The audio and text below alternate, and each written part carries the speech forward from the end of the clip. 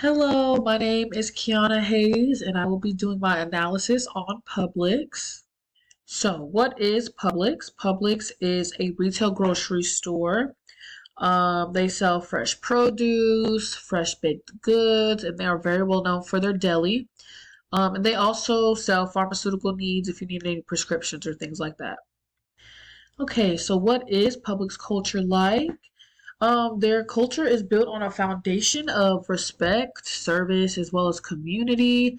They are employee owned, which means that their associates genuinely care and not just about doing a great job, but also about each other and the customers that they serve every day.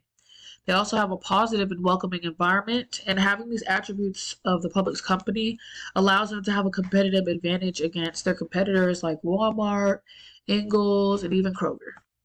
But let's talk about individual differences within Publix. One of the most important jobs at Publix is a front service clerk. This includes the cashiers and baggers. Big thing is that they are the first and last people to that the customers interact with, so they play a huge role in making shopping a pleasure for the customers. Some of the individual differences include a friendly attitude, strong communication. Being able to greet or assist customers is very essential. Having attention to detail is a major one as well. Having a team player mindset, excuse me. They work very closely with the cashiers and managers, so cooperation is key. And the last one's going to be adaptability. The store gets busy very fast, so someone who can stay calm and flexible under pressure is a um, a very strong necessity. Okay, let's say that there were some deficiencies that would cause problems with hiring. Publix has very good programs to make up for those deficiencies. So the first one's going to be customer service training. Basically teaches the associates how to greet and engage to customers the Publix way. Even for the employees that aren't naturally outgoing, that is a very good program for them. Communication workshops. It helps with clarity and conflict resolution. You have some hands-on training and shadowing. So the new hires can learn directly from the experienced associates who model the attributes. And then there's coaching as well as feedback. Talk about the leadership styles within Publix. They have a blend of servant leadership and coaching leadership. Servant leadership is very, very huge at Publix. The managers and team leaders don't just tell the associates what to do, but they work with them, listen to their needs, and try to do the best that they can to support them. And then when it comes to coaching leadership, it's another common style within Publix. They invest in helping the associates grow. And then you also have some democratic leaders, where they basically ask for input and involve the team in decision makings daily. And then to be effective at Publix, you do need to have a blend of the two leadership styles as well as some type of form of emotional intelligence. Job design. Efficiency is very important for Publix grocery clerks specifically. They're also known as stock clerks because they do have to keep the shelves very clean, stocked, and organized for the customer. And some efficiencies will also include like arriving early to your shift, um, checking the deliveries as soon as you get there. They also use something called the FIFO method, which is first in, first out, basically placing the newer items behind older ones without blocking the customer's access to them. And there are some inefficiencies with that. Um, let's say one of the clerks arrives late. That will cause them to rush through their shift and perhaps misplace items or miss important items. And then some of the highest job characteristics would be task significance and skill variety. And then some of the lower job characteristics are autonomy and feedback. There are improvements with the lowest job characteristics.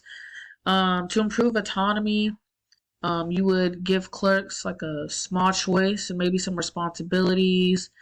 And then with feedback, you could create some uh, like little boards or something around the store, maybe the break room.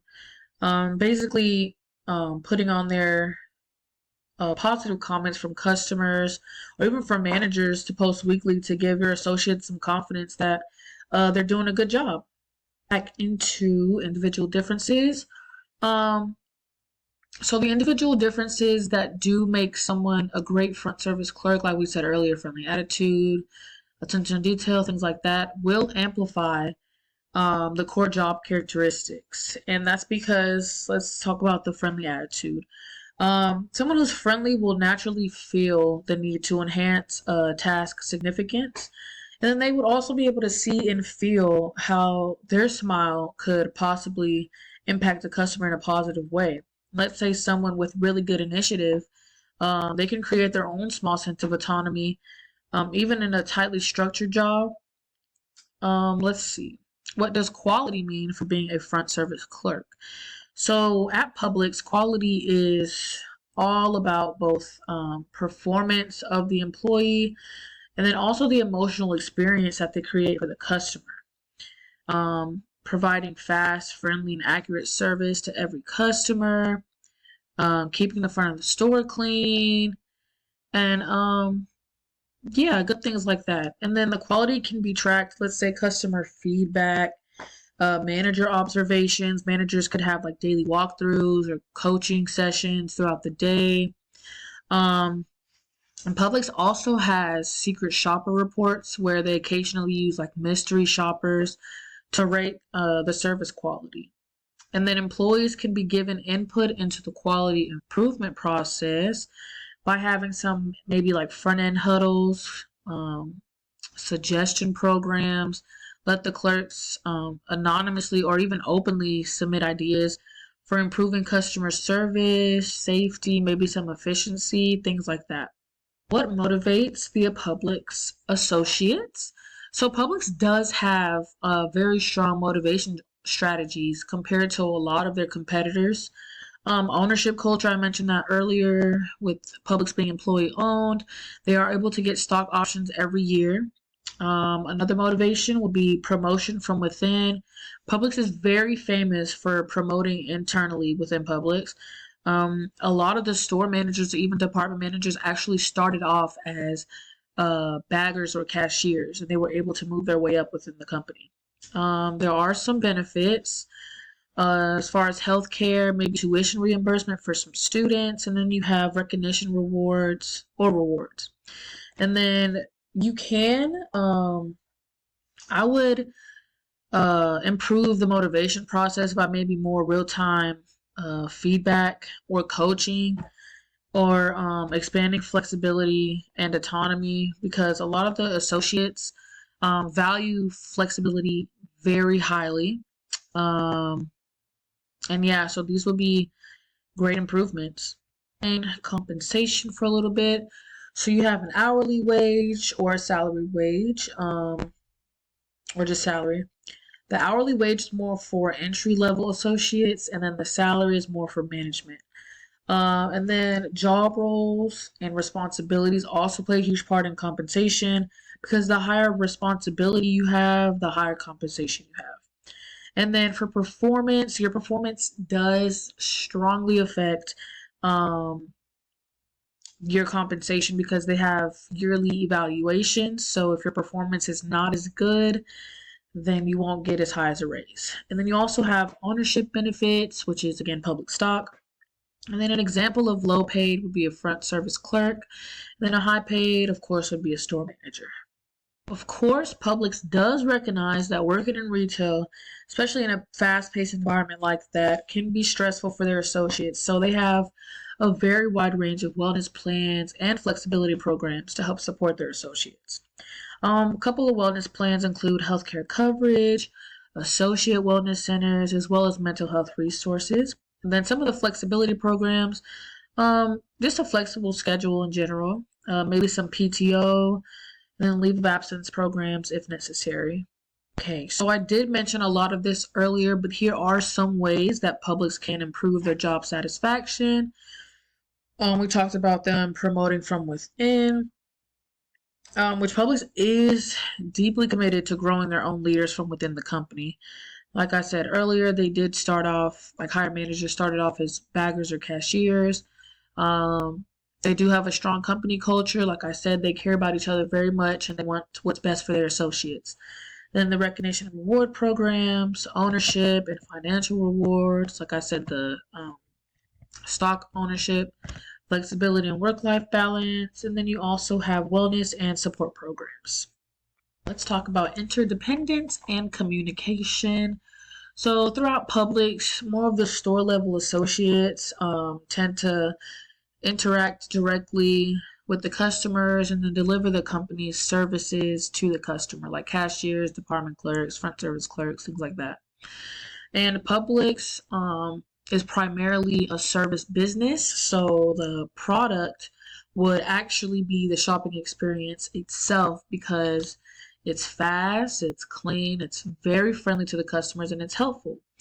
Some of the specific positions would be like a cashier, deli or bakery clerks, and then the front service clerks. And then you do have the type of interdependence that they work for. Sequential would basically be the workflows in a specific order. So let's say a stock clerk puts some items on the shelf, right? Customer would shop for them, cashier rings them up, and then a front service clerk would bag them and help the customer out ultimately. And then you have reciprocal, which is where employees continuously depend on each other and communicate back and forth to meet customer needs. So let's say a cashier calls a clerk from another department like produce or bakery to check a price. The deli clerk or produce clerk or whoever would ask the front service clerk to assist with a special customer request. There are some potential problems with their communication process. Even though Publix does emphasize strong teamwork and customer service, there can be some challenges. One of the challenges could be breaking down in sequential communication. So if some of the information isn't passed clearly from one associate to the other, it can cause some errors, delays, or even customer frustration. Information bottleneck departments, this would be departments sometimes work in different areas of the store, so the information wouldn't always flow quickly across the entire store. Then you can have an over-reliance on verbal communication. A lot of the communication at Publix is verbal. It's fast, but it increases the chance of misunderstandings or people forgetting important information or details. Some ways that conflict can arise in a couple of areas throughout Publix. So let's talk about the nature of interdependence again. So regarding sequential interdependence, let's say one department or associate is behind, that would cause a delay for other departments. And then for reciprocal interdependence, it could involve some miscommunication or lack of coordination between the departments. And then you also have different types of conflict like task or relationship. So task conflict is basically if you have a disagreement over how to achieve certain work goals or the best way to handle a situation. And then relationship, basically a difference or disagreement rooted in some of the personal differences or even interpersonal issues. And then some of the ways that the managers handle conflict would be open communication and active listening, the conflict resolution training and coaching I was talking about earlier, and then promoting teamwork and collaboration. And then Publix does foster beneficial conflict. They encourage open communication, diverse perspective. They promote constructive debates, and they also encourage healthy competition and problem solving within the company.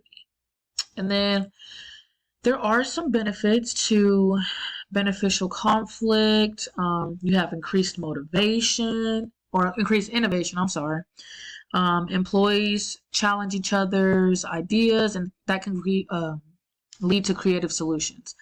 Then you have better decision making also, because when employees argue, that forces themselves to think through all the potential solutions and things like that. All right, and that's all I have for you. Thank you.